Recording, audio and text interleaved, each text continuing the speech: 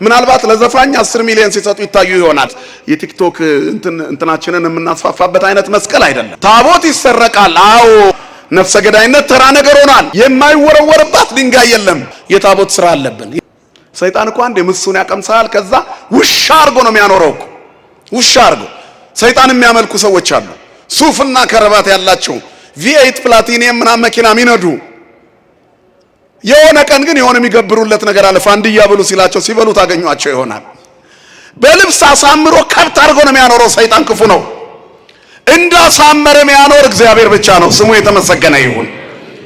በልጅነታችን ጀምሮ እኮ እንሰማለን። እከል የሚባል ባለ ሀብት አመድ ላይ ሲንከባለል ተገኘ፣ ነጭ አህያ ሲጋልብ ተገኘ፣ አይደል? እንደዚህ ሲያደርግ ተገኘ፣ ቆሻሻ ሲበላ ተገኘ። ካልበላ ጠዋት ሱፍ ለብሶ አይታይማ። ሰይጣን ውሻ አርጎ አሳድሮ ጠዋት ቀባብቶ በቪኤት መኪና ያንሸራሽራል። ሁሉም ባለ ቪኤቶች ሰላቢ ናቸው እያልኩ አይደለም፣ ይቅርታ ይደረግልኝ። በዚህ ሁኔታ ከዲያብሎስ ጋር ተዋርሰው የሚኖሩ ሰዎች ግን አሉ። መጽሐፋችን እንደሚናገረው የእግዚአብሔር ልጅ የሰው ልጆች ከሰይጣን ልጆች ጋር ምን አሉ ይላል? ተጋቡ። አያችሁ፣ እግዚአብሔር ከዚህ ይሰውረን። እኛ የእግዚአብሔር ልጆች ነን። የማን ልጆች ነን? የእግዚአብሔር። ሰው ከሰይጣን ጋር ሲፈራረም እንዳማረበት አይኖርም። ውሻ የሚሆንበት ጊዜ አለው። አመድ የሚልስበት ጊዜ አለው። መለስ ሲል ነው ሰው የሚመስለው። እንዲህ አይነት ሰዎች ቤተሰቦቻቸውን እንኳን አይረዱም። አንዳንድ ባለጸጎች ገንዘባቸው ሮንግ ሲሆን የተበላሸ መንገድ ይዞ የመጣ ሲሆን እሱ ሲፈቅድላቸው ነው የሚሰጡት። በፍጹም አይሰጡም። ምናልባት ለዘፋኝ 10 ሚሊዮን ሲሰጡ ይታዩ ይሆናል። ቤተሰቦቻቸው ግን ባዶ እግራቸውን በበረባር ሰው ሲሄዱ ሊታዩ ይችላሉ። እሱ ካልፈቀደ አይሰጥም። ስለዚህ የነሱ የሆነ የለም። የኛ ግን ማን ነው ሀብታችን? እንደ እግዚአብሔር ያለ ማንም የለም የሚለው ለዚህ ነው መጽሐፉ። አያችሁ። እና ምድር ላይ ያማረበት ሰው ሁሉ ጤነኛ አይደለም። አንዳንዴ ገንዘብ ኖሯቸው በልጅ ማጣት የተፈተኑ አሉ። ደጅ ሲጠኑት የሚውሉ እነዚህ ንጹህ ባለ ሀብት ይሆናሉ። መውጊያቸው የቤታቸው ውስጥ ያለ የልጅ ጦት ነው። እግዚአብሔር ይጎብኛቸው። ጥሩ ባለ ሀብት ሆነ ሁሉ ኖሮን ደስታ የከለከለን አንድ ጥግ አለ።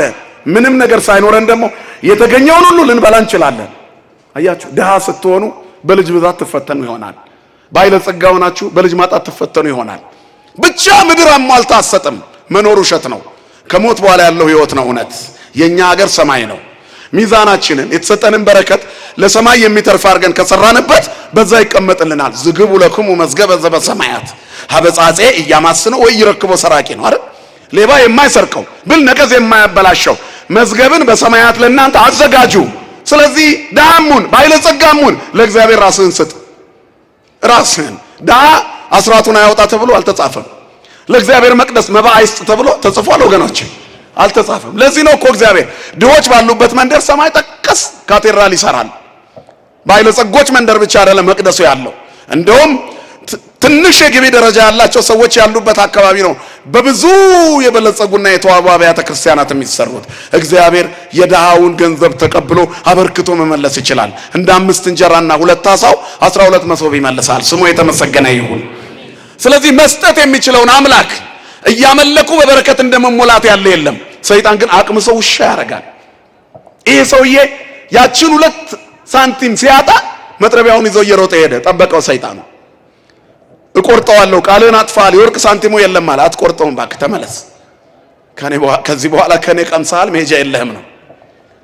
እንዲህ ነው ሰይጣን። ምሱን ያቀምስና እንደ ማስቲካ አላምጦ ጎማ አድርጎ ይተፋል። አያችሁ፣ ከዲያብሎስ ጋር ሆነው እንዳማረባቸው ያከተመላቸው ሰዎች የሉም። ከእግዚአብሔር ጋር ሆነው ደግሞ ሳያምርባቸው ያለፉ የሉም። የውበታችን ጥግ ማን ነው ወገኖች? እግዚአብሔር ብቻ ነው። ስለዚህ ልክ መታገል ሲጀምር ወዲያውኑ ሰይጣኑ በአንድ አፍታ ብድግ አደረገና መጥረቢያውን ቀማው ከሰውየው። ሊመታው ሲል ኧረ እንደው በእግዚአብሔር ስም አንዴ እኔም ላውራህ አለው። ምን ፈለክ ብሎታል። ይሄን ሁሉ ጉልበት በአንድ ቀን እንዴት ጨመርክ? ትላንት እኮ ሳነሳ አቅም የለህም ነበር አለው። አንተ ቀነስክ እንጂ እኔማ ያው አልጨመርኩም አለ። ትላንት ስትመጣ በመንፈሳዊ ቅናት ስላሴን ይዘህ ነበር የመጣኸው። ዛሬ ግን እኔ የሰጠውን በልተህ ነው የመጣኸው። ጎድላል። ዛሬ ሳንቲም ቀረብኝ ብለህ ነው ዛፉን የምትቆርጠው። ትላንት እግዚአብሔር ለምን አልተመለከም ብለህ በመንፈሳዊ ቅናት ነው የተነሳኸው አለው። አያችሁ፣ እኔና እናንተ ከቤታችን ተነስተን ወደዚህ ስንመጣ ስጋዊ ነው መንፈሳዊ ነው ጉዟችን። መንገድ ላይ አቋርጦ እኮ የቀረ ብዙ ሰው አለ።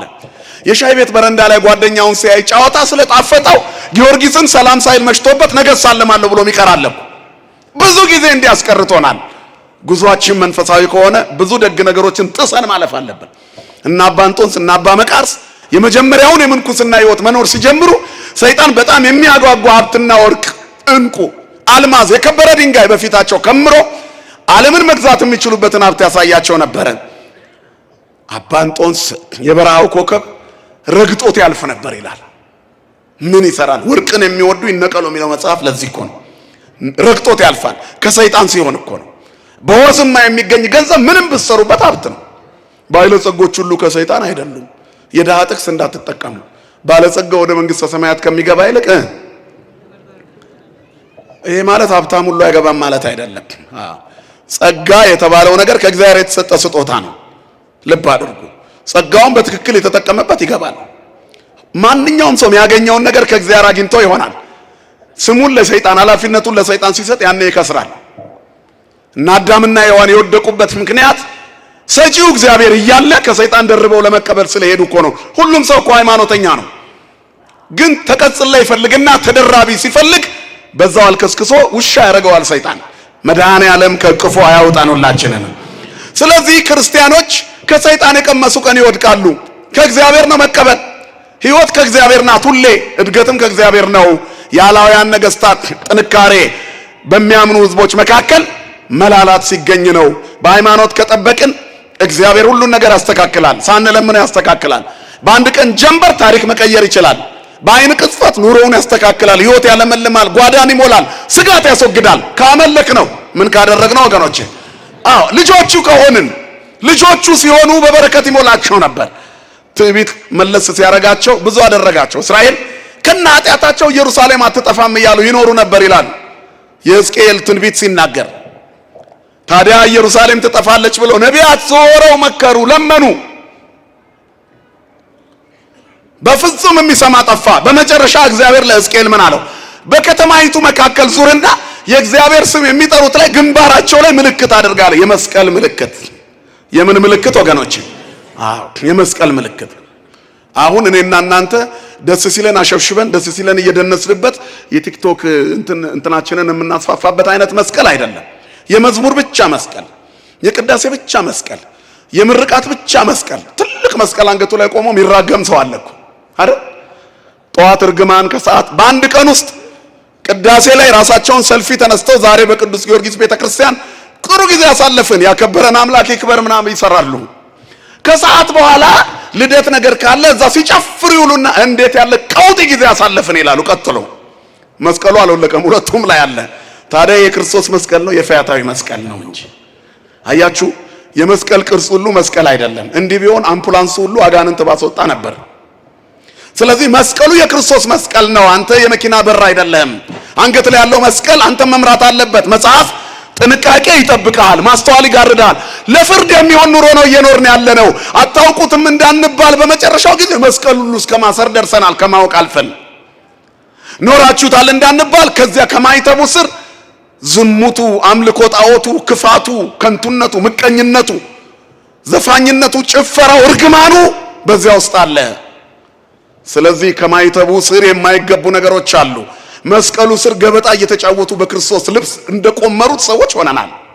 ከማይተባችን ጀርባ ተመዝነናል። ቴቄልዬ ነው ተመዘንክ። እግዚአብሔር ከዚህ ይሰውረን። እስራኤል እንዲሆነው ነበር። ስለዚህ ባቢሎን መጣች። ግንባራቸው ላይ መስቀል ያለባቸው ህዝቦች ተረፉ፣ የቀሩት ተማረኩ። ከነቢያት መካከል ዳንኤልም ተማርኮ ነበረ። ወደ ባቢሎን ከተወሰዱ 3 ደቂቃን አትርሷቸው፣ ባለ ታሪክ ናቸው። ከዚያ በኋላ እግዚአብሔር ብዙ ታሪክ በዚያ ከተማ ሰራ። ታቦታት ወደ አሕዛብ መንደር ሲሄዱ ተአምር ሳይሰሩ አይመለሱም። የታቦተ ጽዮንን ታሪክ ታውቃላችሁ። በ5ቱ ከተሞች ዳጎንን ሰባብራ ተአምራት ሰርታ ያሾፉባትን ቀስፋ ያከበሯትን ጠብቃለች። እግዚአብሔር የተመሰገነ ይሁን። ታቦት ይሰረቃል። አዎ በሕዝብ ኃጢአት ምክንያት ይሰረቃል። የሰረቁትንም ሰዎች እዛ ሄደው ምን ያደርጋል? ያስተምራል። እግዚአብሔር የትም ቦታ ጉልበቱ አያንስም። ስሙ የተመሰገነ ይሁን። ኃያል ነው፣ ኃይሉ ጽኑ ነው። እግዚአብሔር ታላቅ ነው። አብይ እግዚአብሔር ወአብይ በኃይሉ ነው።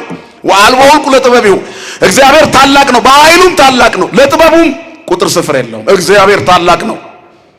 እግዚአብሔር ልዩ ነው። እንደማይችል ታጋሽ ነው። ቅርብ ሲሆን ወዳጅ ነው። ወንድም ነው እኮ እግዚአብሔር። ወንድምም ነው፣ አባትም ነው፣ አምላክም ነው እግዚአብሔር። የእግዚአብሔር ሰው ብቻውን አይሆንም። እንደ ወንድም ጋሻ ይሆነዋል፣ እንደ ባልንጀራ ያጫውተዋል፣ እንደ አባት ይንከባከበዋል፣ እንደ አምላክ ታላላቅ ነገሮችን በሕይወቱ ውስጥ እንዲያደርግ ይረዳዋል። እግዚአብሔር ረዳት ነው። እግዚአብሔር ደጋፊ ነው። እግዚአብሔር ሕይወት ነው፣ ትንፋሻችን ነው። የምንሞቀው ፀሐይ፣ የምንለብሰው ልብስ፣ የምንኖረው ሕይወት፣ የምንበላው ምግብ፣ የነዚህ ሁሉ እርካታችን እግዚአብሔር ነው። ክብርና ምስጋና ለስሙ ይሁን። እንደ እግዚአብሔር ያለ ማንም የለም። ሁሉን አድራጊ ነው፣ በሁሉ ከሃሊ ነው። እግዚአብሔር የሚሳነው ነገር የለም። ልባቸውን ለሰጡት እግዚአብሔር ቅርብ ነው። ለየዋሃነ ልብ ቅሩብ እግዚአብሔር ነው። ቅሩብ እግዚአብሔር ለየዋሃነ ልብ። እግዚአብሔር ልባቸው ለተሰበረ ቅርብ ነው። ለየዋሆች ቅርብ ነው። ኃጢአት ለሚሰሩ ሰዎች ከኃጢአታቸው በኋላ ቢጸጸቱ እግዚአብሔር ቅርብ ነው። ክርስቲያን ማለት ኃጢአት የማይሰራ ማለት እኮ አይደለም፣ የሚጸጸት ነው። ዳዊትን የሚያህል ሰው ኃጢአት ሰርቷል፣ በድሏል፣ ዝሙት ሰርቶ ነፍስ አጥፍቶ ብዙ ነገር አድርጓል። እግዚአብሔር ግን አራቀውም። ከኃጢአተኛው ሰው አይርቅም። እግዚአብሔር ፍጹም አምላክነቱን የሚተው ነገር እስከምንሰራ ድረስ ግን ታዝቦ መዝኖ ይጠብቀናል። ዳዊት ተመዝኖ ያለፈ ሰው ነው። ወድቀሃል፣ ኃጢአት ሰርተሃል ሲባል አበስኩ ገበርኩ ብሎ፣ እኛ እኮ እናስተባብላለን። ለምን እንደዚህ ያደረግሽ፣ ለምን እንዲያደረግሽ፣ ክርስቲያን አይደለሽም ብንባል መጽሐፍ ቅዱስ ውስጥ እንዲህ የሚል አለ እንዴ? እግዚአብሔርን በልካችን ለመያዝ እንሞክራለን። የመጽሐፍ ቅዱስ ግንዛቤያችን በሕጹጽ አእምሮ፣ በትንሽ አእምሮአችን የተናቀ እንዲሆን ስለታተመ ስለተጻፈ ኮምፒውተር ውስጥ ገብቶ ስለወጣ የሰማይ ቃል አይመስልንም። በዚህ ምክንያት እንስታለን። እኛ በተመቸን ብቻ ተርጉመን እንኖራለን። ትልቁ ሚዛን ይሄ ነው። ተመዝነን ከመውደቅ ይሰውረን። እስራኤል በብዙ መልኩ የተመዘኑ ሕዝቦች ነበሩ። ወድቀው የቤተ መቅደሱን ንዋያተ ቅድሳት እስከ መማረክ ደረሰ። ኢየሩሳሌም አትጠፋም በማለት ከነ ኃጢአታቸው ይኖሩ ነበር። አሁን የምንኖርበት ኦርቶዶክስ ያለችበት ቁመና ውስጥ ማን ትኖራለች ብሎ ያስባል? የእግዚአብሔር ሀገር ናት ኢትዮጵያ፣ የቃል ኪዳን ምድር ናት እያልን ብዙ ኖረናል። ግን በቃል ኪዳን ምድርነቷ እንድትቀጥል ለእግዚአብሔር አልተመቻቸንም እና በዘመናችን ከምንደሰትበት የምናዝንበት በዝቷል። የምናየው ነገር ሁሉ ነውር የበዛበት ሆኗል። ኃጢአት ቀላል ነገር ሆኗል። ነፍሰ ገዳይነት ተራ ነገር ሆኗል። ሰው በጅምላ አለቀ ሲባል እንደ ዜና አይታርገን አገላብጠን የምናልፈው ሆኗል። ሞትን ተለማምደነዋል። እግዚአብሔር የተሻለ ዘመን ያምጣልን። ኃጢአትን ተለማምደው የመጨረሻ ዘመን ላይ ሲደርሱ መቅደሱ ተማረከ። ንዋያተ ቅድሳት ከነካህናቶቻቸው ተማረኩ። የቀሩት ሞቱ፣ ተገደሉ። ናቡከደነጾር ይዟቸው ወረደ። የናቡከደነጾር ልጅ ብልጣሶር ንጉሥ እስከሚሆንበት ጊዜ ድረስ እግዚአብሔር ንዋያተ ቅድሳት ያሉበት ከተሞቹን ይጠብቅ ነበረ በነቢያቶቹ ምክንያት በነ ዳንኤል። አንድ ቀን ግን ናቡከደነጾር ሁሉን ካደላደለ በኋላ በትልቁ የቤተ መንግስት ሰገነት ላይ ቆሞ ባቢሎንን ተብለጭልጫ ቢያያት እቺ እኔ የፈጠርኳት ናት አለ። ህልም አየ። ህልሙ እንቅልፍ ነሳው። ማን ነው የሚፈታልኝ አለ። ከለዳውያን አስማተኞችና ጠንቋዮች መጡ። ሊፈቱት አልቻሉም። ዳንኤል ተጠራና ፍንትው አድርጎ ፈታው። በእግዚአብሔር ላይ በትዕቢት ተናግረሃል። ሰውነትህን በእግዚአብሔር ፊት አላዋረድክም። በትዕቢት ተናግረሃል። እስራኤልን ኢየሩሳሌምን አሳልፎ የሰጠ አንተ ጀግና ስለሆንክ አይደለም። የእግዚአብሔር ሕዝብ እንዲማር ነው። እግዚአብሔር ሊቆነጥጠው ነው ሕዝቡን። ሕዝቡ በኃይል የሚመለስበት ቀን አለ። የእግዚአብሔር ግርማ የሚገለጥበት ቀን አለ። አንድ ቀን አለ። እናንተ ቤተ እግዚአብሔር የሚመጣበት ቀን ማዕተባችሁ ሳይላላ መከራውን ታግሳችሁ ጥያቄያችሁን እንደያዛችሁ ተመስገን ተመስገን ብላችሁ ኑሩ። በምስጋና መካከል ይመጣና መላእክቱን ልኮ በበረከት ይሞላናል። ክብርና ምስጋና ለስሙ ይሁን። ለሚያመሰግኑት እግዚአብሔር ቅርብ ነዋ። ክርስቲያን አመስጋኝ ነው። የሚያመሰግነው ስላለው አይደለም፣ አምላክ ስላለው ብቻ። አንተ ስላለኝ ተመስገን የሚል ነው ክርስቲያን። ገነት እገባለሁ ስላመሰገንኩት መንግስተ ሰማያት ወርሳለሁ ብሎ አይደለም። ገነትና መንግስተ ሰማያት እግዚአብሔር በፍቅሩና በይቅርታው የሚሰጠን ነው።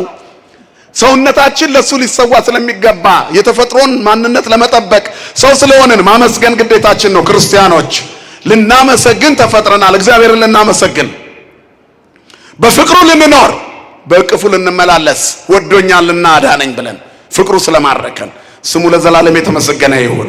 ስለዚህ የእግዚአብሔር ሰው መሆን ማለት አንድን ክርስቲያን ሐሳቡን ከዓለም እይታ ይሰውረዋል። ከዚህ ዓለም የተሰወርን ነን እኛ።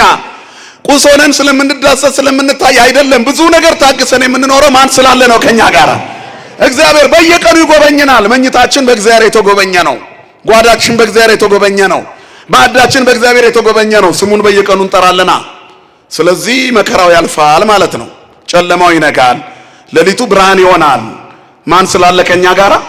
መድኃኔዓለም ከሁላችን ጋራ ይሁን። ይሄን የታገሰ ያገኛል። እንደ እስራኤል ልባችን ካመነዘረ ግን የምንኖረው ኑሮ እየጨለመ ሰንሰለቱ እየጠበቀ ካቴናው እየጠበቀ ይሄዳል። ምሬታችንን በዛው ልክ ይሆናል። የመሳለሚያ ሰዓት ያሳጣናል ሰይጣን በሰው ልጆች ተፈጥሮ ላይ የሚያስቀምጠው ነገር ቢኖር ጭንቀት ነው።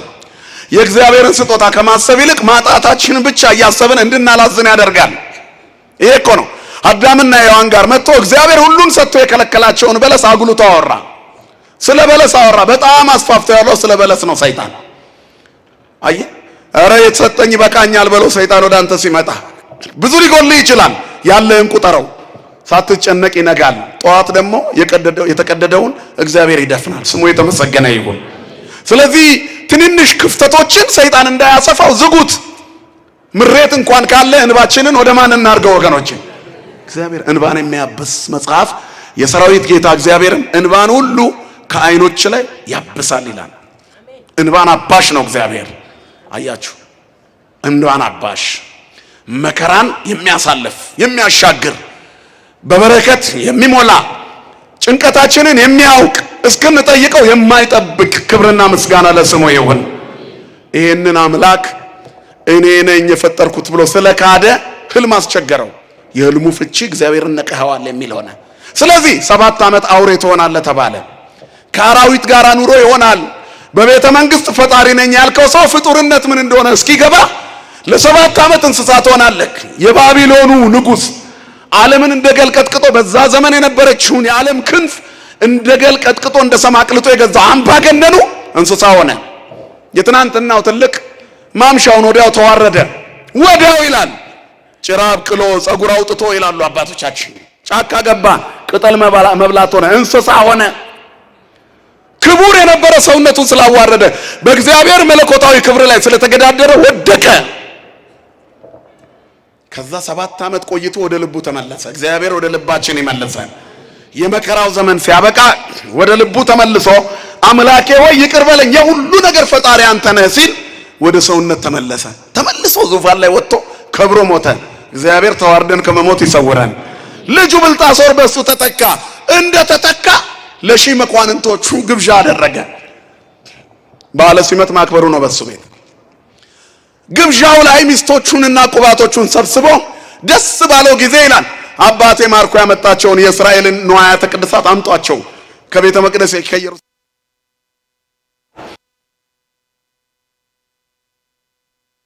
በወርቅ ሳህኖቹ በጻሕሎቹ በመሰዊያዎቹ መስዋዕት በሚቀርብባቸው ጻሕሎች ፈትፍተው በሉባቸው።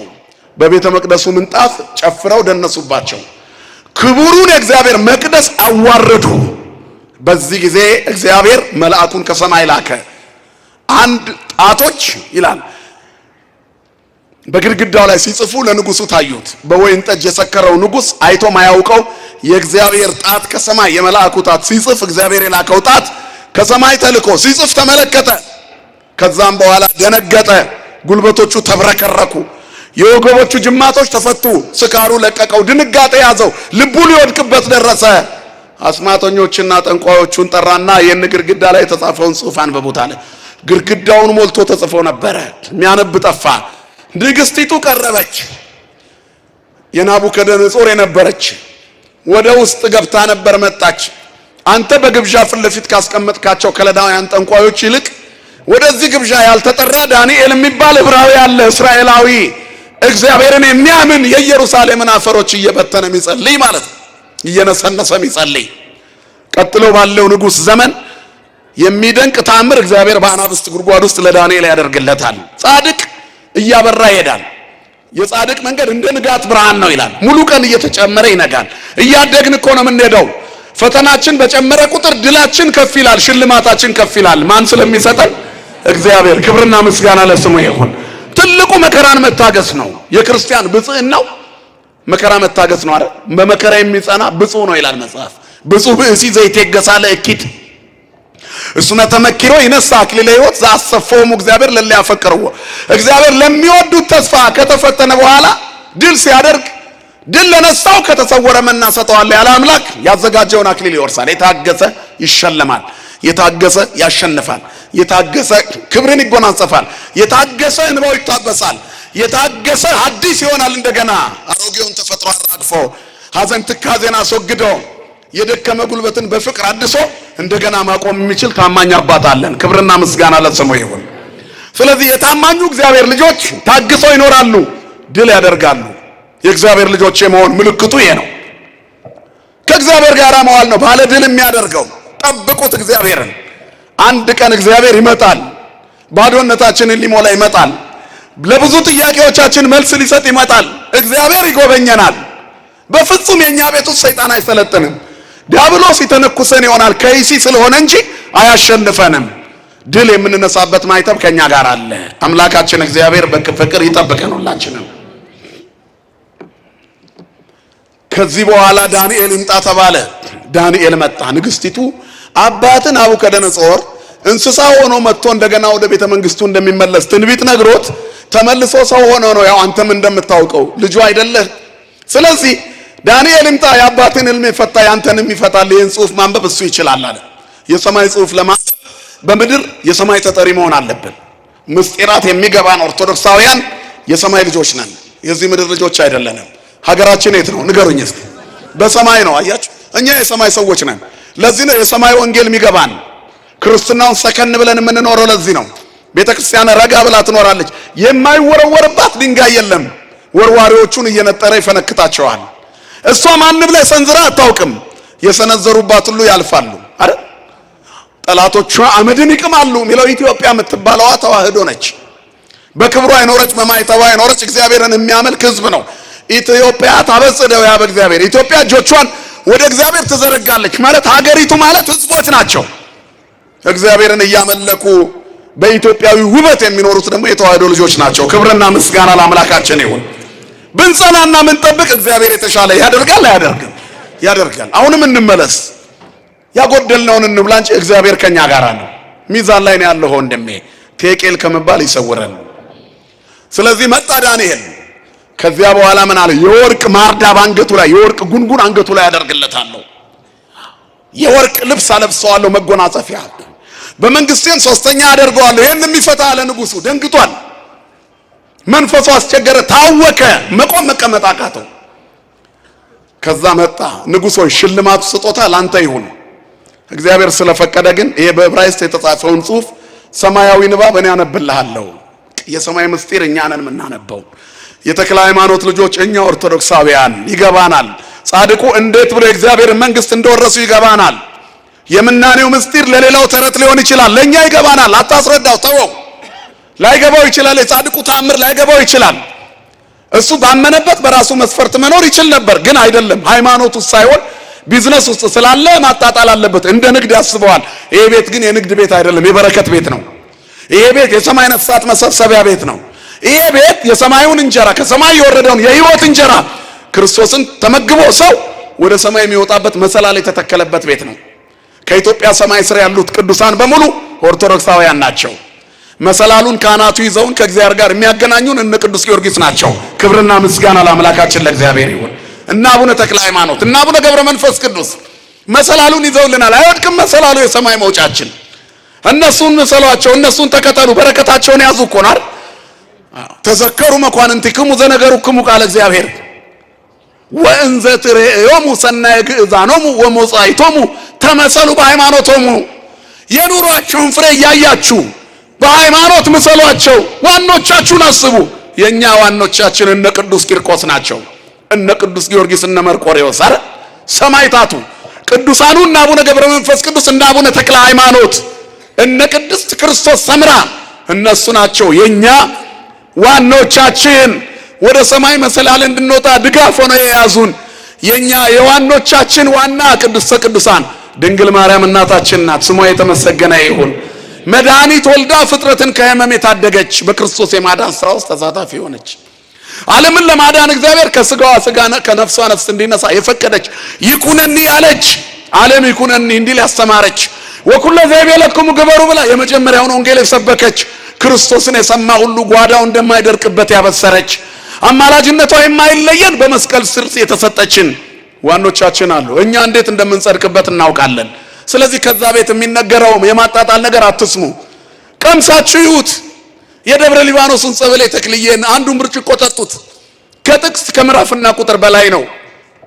ዛሬ ኩላሊት ለማስቀየር ዶላር አይበቃም አይደል? የቅዱስ ጊዮርጊስ አንድ ኩባያ ጸበል ግን ፌለሪቲውን ዜሮ ያደርገዋል አይደል? ወድቃል የተባልክ ትነሳለህ፣ ትሞታለህ የተባልክ ሕይወት ታገኛለህ። በሚሊዮን በቢሊዮን የማይጠበቅ በረከት እዚህ ቤት አለ። ማን ይመስገን? ክብርና ምስጋና ለአምላካችን ይሁን። ጣዕሙ ወታይምሩ ከመሄድ እግዚአብሔር ቸር እንደሆነ ቀምሳችሁ ይሁ ቸርነቱን ይሁ። ዋኖቻችሁ ቅዱሳንን አስቧቸው። እነሱም ማሰብ የበረከት ባለቤት ነው። ስለዚህ የምስጢር ጓዳ ናት ቤተክርስቲያን። ያልገባን ካለ እዚህ ነው የሚብራራው። ጃንደረባው ኢትዮጵያዊ ባኮስ ኦርቶዶክሳዊ ነው።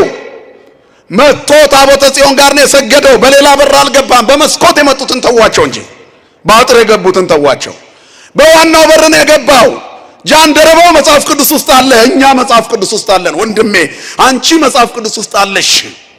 ለኦርቶዶክሳዊነት መንፈሳዊ እውነተኛነት፣ ለሃይማኖቷ ትክክለኛነት መጽሐፍ ቅዱስ ነው ራሱ ማስረጃው።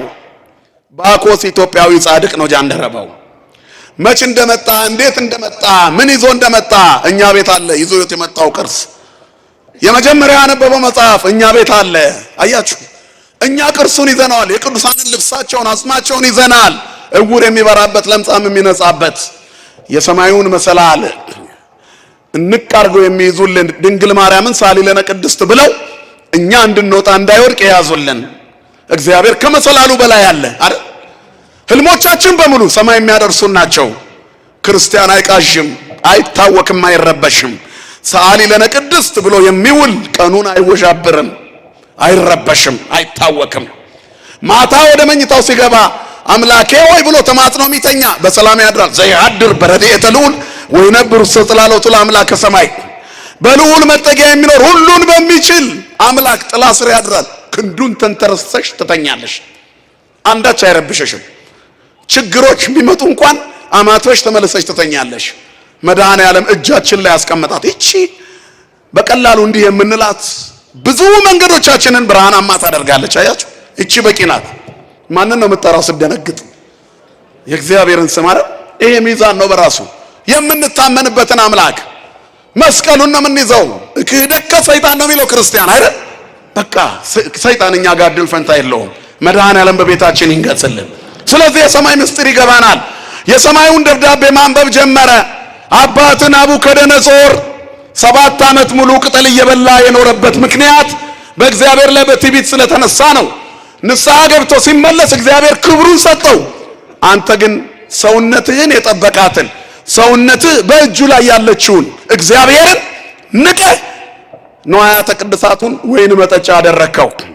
ለሰማይ መስዋዕት የተዘጋጀውን ንዋያተ ቅድሳት ጽዋውን ዕቁባቶች እየጨፈሩ ጠጡበት። ጣዖት አመለኩ። ከእንጨትና ከብር ከድንጋይና ከብረት የተሰሩትን እያመለኩ ንዋያተ ቅድሳቱ ላይ ተሳለቁ። እግዚአብሔር በዚህ አዘነ።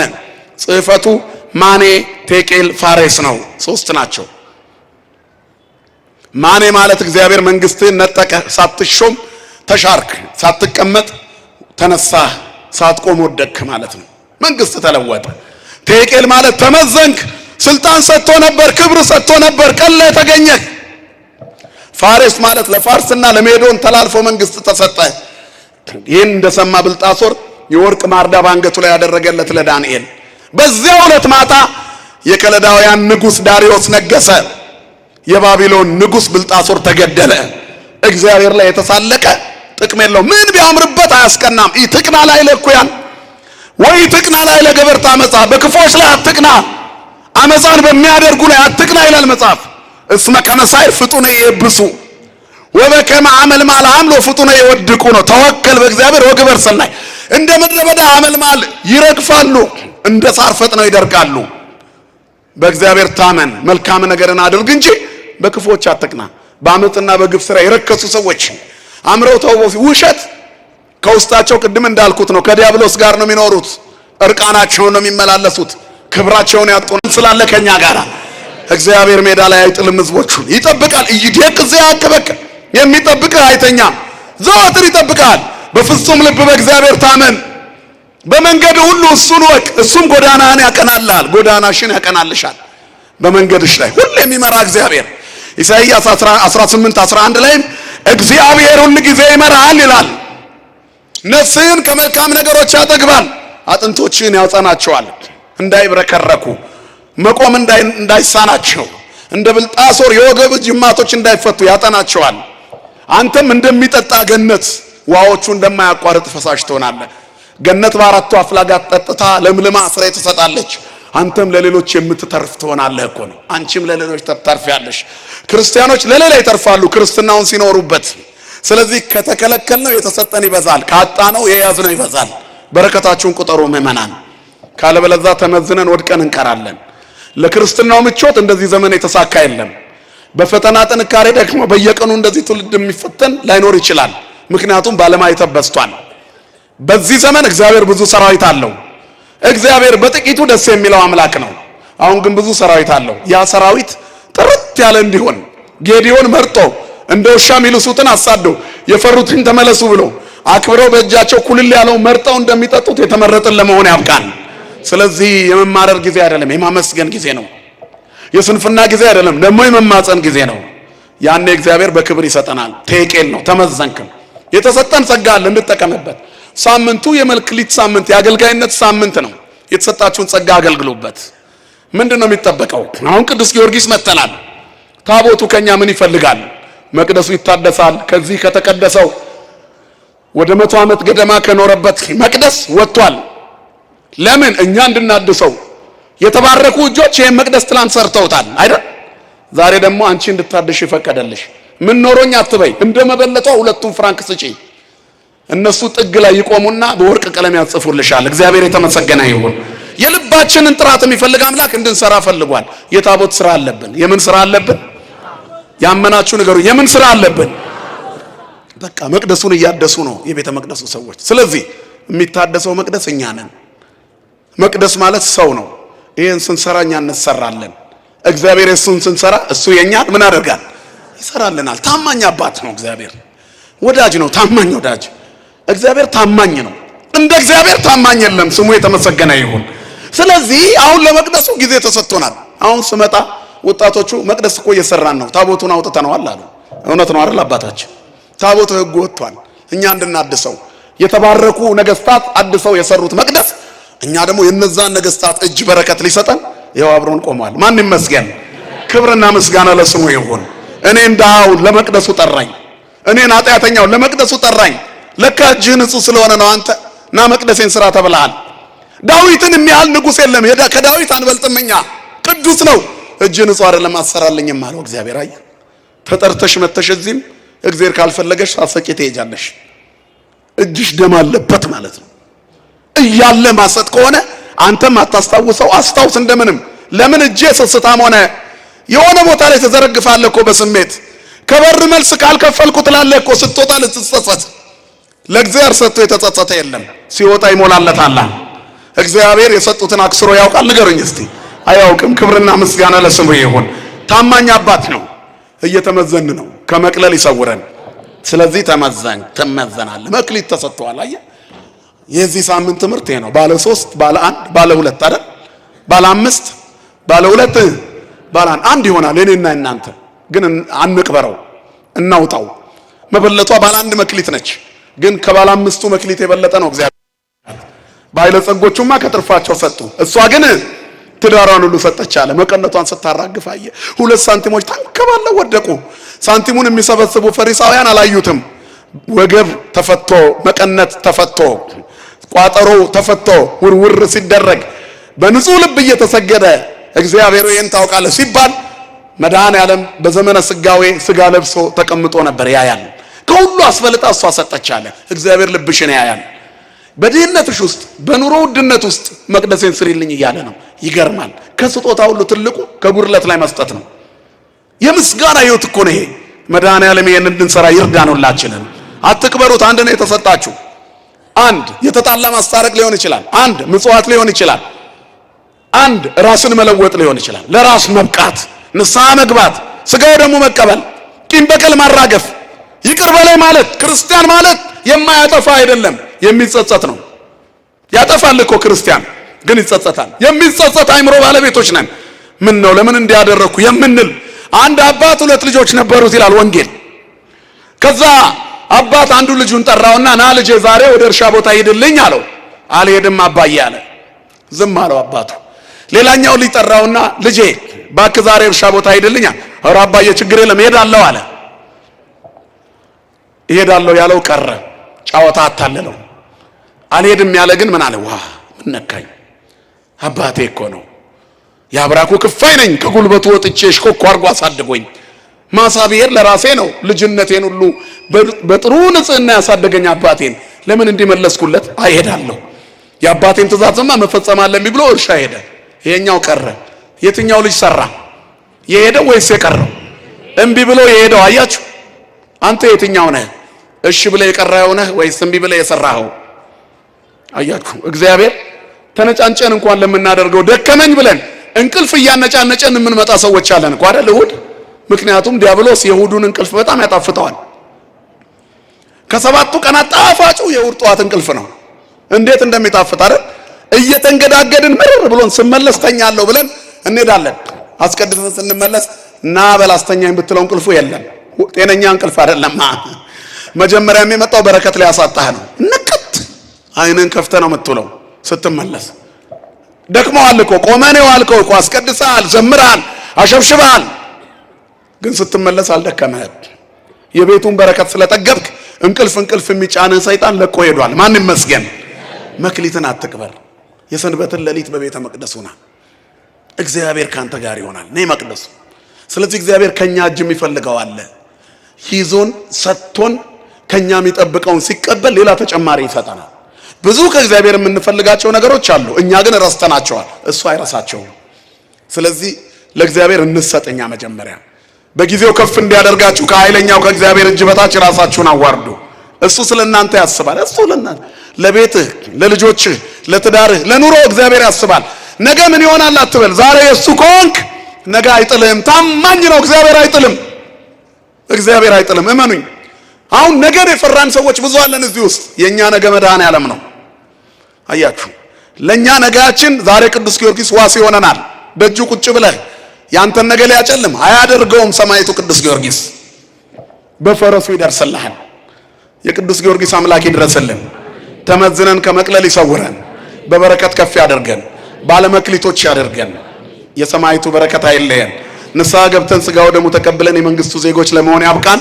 የእግዚአብሔር ቸርነት፣ የድንግል ማርያም አማላጅነት፣ የሰማዕቱ የቅዱስ ጊዮርጊስ አማላጅነት፣ የቅዱሳን መላእክት ጥበቃ፣ የአበው ጸሎትና ምልጃ አይለየን። ይቆየን። ወስብሐት ለእግዚአብሔር።